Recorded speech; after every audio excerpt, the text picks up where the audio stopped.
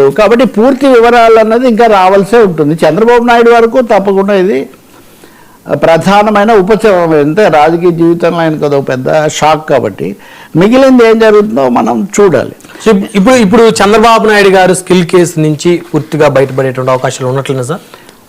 పడినట్టే ఒక స్థాయి. మళ్ళీ పైకోర్టు లేదన్నా చెప్తే తప్ప చంద్రబాబు నాయుడు పూర్తిగా బయటపడినట్టే. ఇందులో సో ఇప్పుడు పబ్లిక్ లో ఇండికేషన్ వెళ్తుంది జగన్మోహన్ రెడ్డి గారు కావాలని చంద్రబాబు గారిని ఇరికించి అరెస్ట్ చేయించి అసలు అధికారులు చెప్పారు. ఇప్పుడు మీ మీద నాకు ఒక ఫిర్యాదో లేకపోతే నాకు తెలిసి ఉండొచ్చు ఆయన అలా చేశాడని, దానికి నాకు సాక్ష్యాధారాలు, రెండవది పటిష్టంగా అవన్నీ ఉండాలి కదా.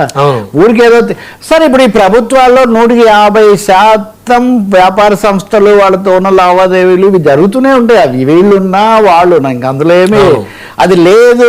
నాకు అస్సలు ఎక్కడ ఎవరితో వ్యాపారవేత్తలతో ఏ నాయకుడు ఎప్పుడు చెప్పలేదు కదా, చెప్పరు కూడా.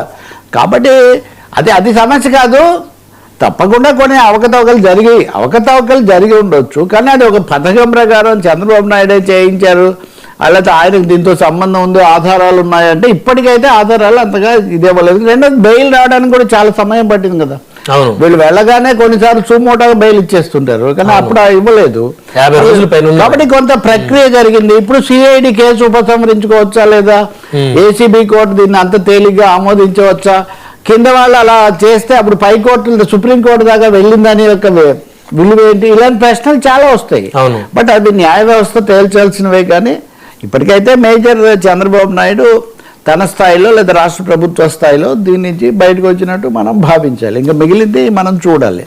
ఇది రెండోది, జగన్మోహన్ రెడ్డి 1,00,000 కోట్లకు లేదు కానీ ఇది 320 కోట్లు, 37 కోట్లు ఎంతో అని ఇవన్నీ అన్నారు. మా 1,00,000 కోట్లు కూడా ఎక్కడ నిరూపణ అయింది, మీరు కక్ష సాధింపు కోసమే పెట్టారని వాళ్ళు చెప్తూ వచ్చారు. ఇప్పటికీ అదే సాగిస్తూ ఉన్నారు ఆ వాదన. నేను ఉదయం కూడా చూస్తున్నాను.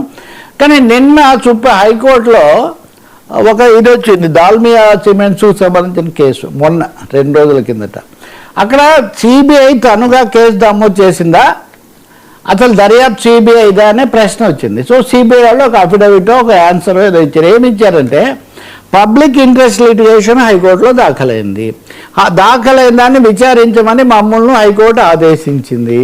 ఆ విధంగా చేసే సందర్భంలో మాకు వివరాలు తెలిసాయి, మేము ఈ ఎఫ్ఐఆర్ ఫైల్ చేసామన్నారు. 3 దశల్లో ఫిర్యాదు బయటదే. కానీ ఒకటి ఆ దర్యాప్తు హైకోర్టు ఆధ్వర్యంలో జరుగుతుంది, రెండోది అది సిబిఐ స్వయంగా ఫైల్ చేసింది. ఈ 3 విషయాలు వాళ్ళు అక్కడ చెప్పారు. కాబట్టి జగన్ కేసు ఇప్పుడు వెంటనే కొంతమంది మిత్రులు వ్యాఖ్యలు అవి నేను చూస్తున్నాను, దీన్ని బట్టి తెలిసిపోతుంది కదా అక్కడ ఏం లేదు, రాజకీయంగానే పెట్టుండొచ్చు. దాల్మియాకి అంత డబ్బు ఉన్నవాడికి ఇక్కడికి వచ్చి పెట్టాల్సిన అవసరం ఉంది, అది సంబంధమే లేదండి. ఇప్పుడు 1,00,000 కోట్లలో ఉన్న వాళ్ళందరూ వాళ్ళు లేకే చేస్తున్నారు. ఈ రాజకీయ నాయకులు మటుకు చిన్న వాటి కోసం అంత అవసరం లేదు కదా. కాబట్టి జగన్ కేసు కింద స్థాయిలో తేలాల్సి ఉంటుంది. ఇంతవరకు ఎఫ్ఐఆర్లు నమోదు ఫైల్ చేయలేదు, ఐ మీన్ ఛార్జెస్ ఆరోపణలు ఫైల్ చేయలేదు. చంద్రబాబు మీద ఫైల్ చేసిన ఆరోపణలు వెనక్కు తీసుకున్నారు. సో సిబిఐ ఇప్పుడు ఫైనల్ గా జగన్ మీద ఎప్పుడు కేసులు కేసులు కాదు ఆరోపణలు స్పెసిఫిక్ గా ఎప్పుడు ఫైల్ చేస్తుంది, కోర్టు వాటిని ఎప్పుడు స్వీకరిస్తుంది లేదా తిరస్కరిస్తుంది, అది చూడాల్సి ఉంటుంది ఈ 2 కేసులకు. ఎందుకంటే ఎవరైనా రెండింటిని పోల్చి చూస్తుంటారు. కాబట్టి ఈ ముఖ్యమైన ఒక చిన్న తేడాను మనం చూడాల్సి ఉంటుంది. ఇందులో ఎవరికి వాళ్ళు జడ్జీలు అయిపోయి ఆయన తప్పు చేశాడు, ఇలా ఈయన తప్పు చేశాడు, ఆయన తప్పు పెద్దది, ఈయన తప్పు చిన్నది. ప్రజా జీవితంలోనూ న్యాయ వ్యవస్థలోనూ అలాంటి పోలికలు లేదా ఏం లేవు. ఆ సందర్భంలో ఏం జరిగింది. సో తప్పకుండా సిబిఐ ప్రాసెస్ జగన్ కేసులు ఇంకా చాలా సుదీర్ఘకాలం. మీకు గుర్తుంటే కనుక ఏడాదిలో అయిపోతుంది, 2 రోజులు అయిపోతుంది, 2 నెలల్లో అయిపోతుంది, జైలుకి వెళ్ళిపోతారు. రమణ గారు పెట్టిన సిజిఐగా ఏడాదిలో తేల్చి ఇవన్నీ అయిపోయినాయి. ఇప్పటికి కూడా అభియోగాలు నిర్దిష్టంగా నమోదు కాలేదు. మరి ఎప్పుడు జరుగుతుంది మనకు తెలియదు. ఇవన్నీ మామూలు సామాన్యులకు అర్థం కావట్లేదు కదా. ఇవన్నీ చాలా కంపెనీలు పెద్ద పెద్ద రాజకీయ నాయకుల మీద ఏ ఆరోపణలు వచ్చినా చివరిగా నిరూపితం కావాలనేది ఇక్కడ నిరూపితం కావాలి. న్యాయస్థానాలు వాటిని స్వీకరించి వాటి మీద వెయ్యాలి. ఇప్పుడు ఉదాహరణకు మోదీ గారు వచ్చిన తర్వాత చాలా భారీ ఎత్తున త్రిశూల వ్యూహం అది ఇది నేను మమతా బెనర్జీ మీద బెంగాల్లో జరుగుతుంది. మమతా బెనర్జీ ఎందుకు వెళ్ళారు అసలు? ఎన్ఫోర్స్మెంట్ ఈడీ వాళ్ళు దర్యాప్తు చేస్తుంటే మీరు కార్యక్రమం చేస్తుంటే నేను నా అధికారాలతో నాకున్న సీనియారిటీతో వస్తే మీరు ఏం చేస్తారు? మమతా బెనర్జీ ఆ రాష్ట్రానికి చాలా శక్తివంతురాలైన ముఖ్యమంత్రి. వాళ్ళు అక్కడికి వస్తే అక్కడికి ఈమె వెళ్ళి ఫైల్ పట్టుకొని వచ్చారు.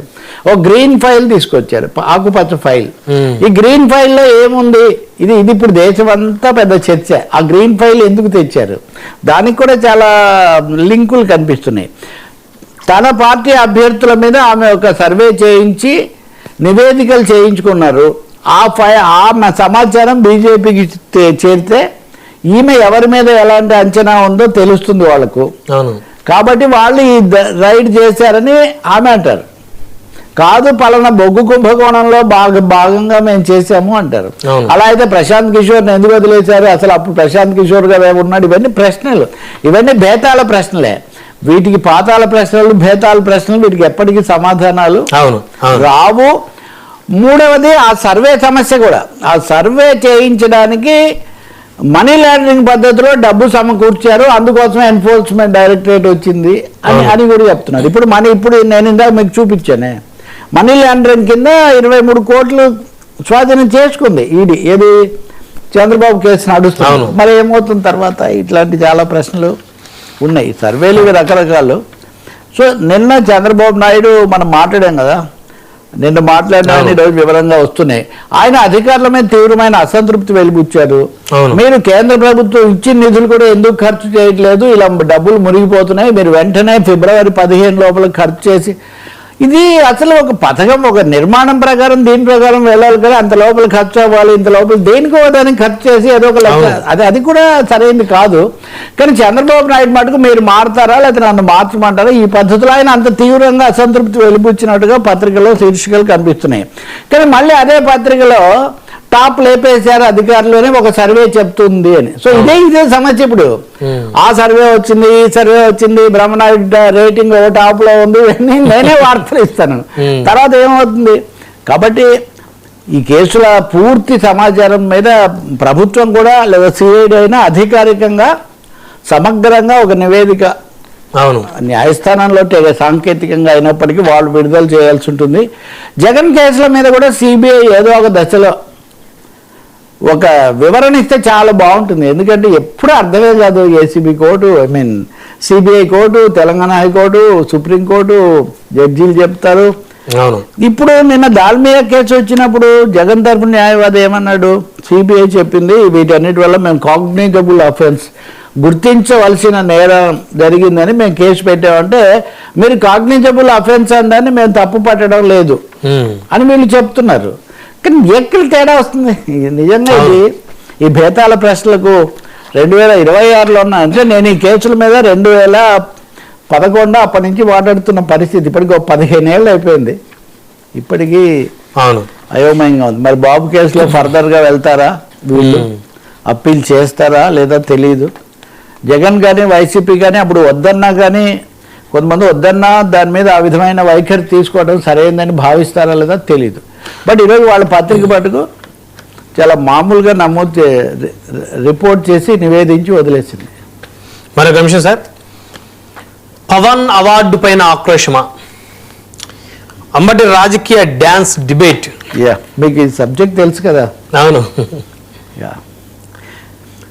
ఇప్పుడు ఉప ముఖ్యమంత్రి జనసేనాని పవన్ కళ్యాణ్కు